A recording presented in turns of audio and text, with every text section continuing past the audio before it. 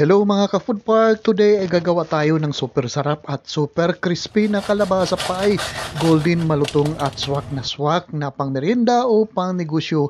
Kaya wag nang mag-skip, samahan niyo ako at alamin kung bakit napapawaw ang lahat sa recipe nito. Tara, simulan na natin to.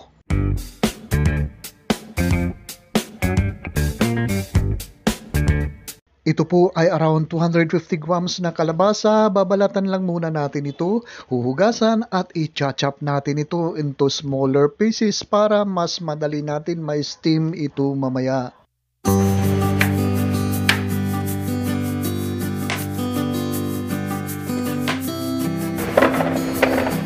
I-steam lang po natin ito ng mga ilang minuto hanggang maging fork tender ang ating kalabasa dito. At kapag naluto na po ang ating kalabasa ay dudurugin lang po natin ito gamit ang tinidor ng pinong-pino po.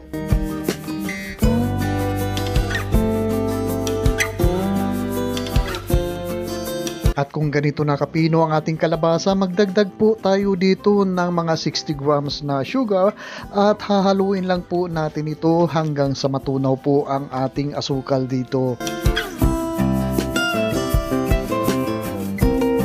Ngayon naman po ay dadagdag natin dito ang ating 33 grams na powdered milk, 10 grams na rice flour at saka yung 150 grams na glutinous rice flour. Hahaluin lang po natin ito ng hahaluin hanggang sa mag-well combine po ang ating mga idinagdag na dry ingredients po dito. At maya-maya ininid po natin ito gamit ang ating malinis na kamay. Pero guys, kung ngayon lang po kayo nagawi dito sa Dan's Food Park, mangyari po lamang na paki-subscribe po ang aking channel.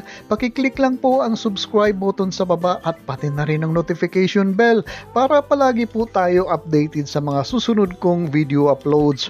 O ayan, nagawa na natin ang ating dough dito at maya-maya ay gagawin na natin ito into smaller pieces at saka bibilugin po natin ito bago po natin i-flatten ang ating dough. Mga 35 grams po o mahigit isang kutsara po ang kukunin natin na dough dito at bibilugin lang po natin ito pagkatapos ay i-flatten po natin ng ganito.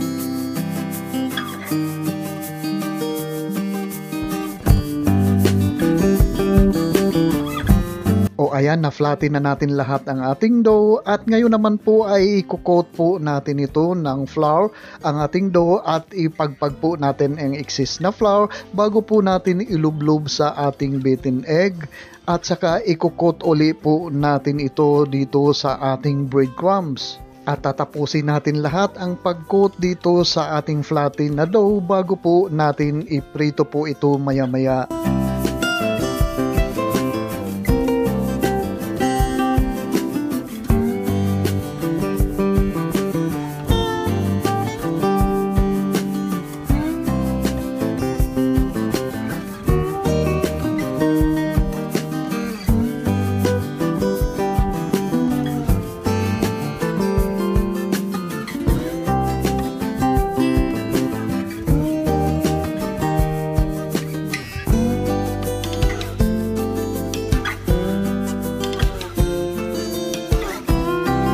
At dito sa ating pinainit na mantika, ipriprito natin ang ating kalabasa dough hanggang sa maging light brown po ang bawat sides nito.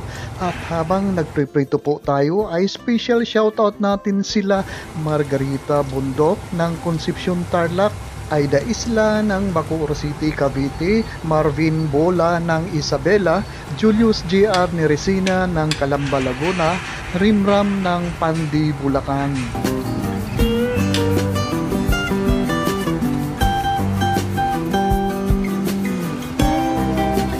At kapag light brown na po ang one side dito sa ating priniprito ay babalik ta rin lang po natin ito at kabilang side naman ang ating ipriprito dito.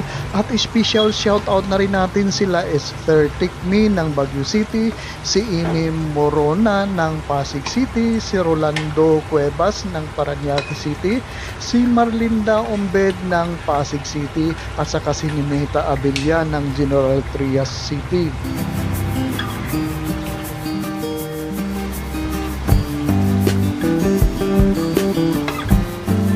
O ayan, mukhang okay na po ang kabilang sides, ay hahanguin naman po natin ito. Huwag po natin i-overcook ang ating pagprito kasi po magkukontinue pa rin po ang cooking process niya kapag hinango na po natin ito.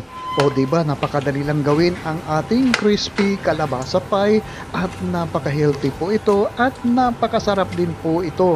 Isa na naman certified Rapsan na recipe ang ating nagawa ngayon at maraming salamat po sa inyong panunood.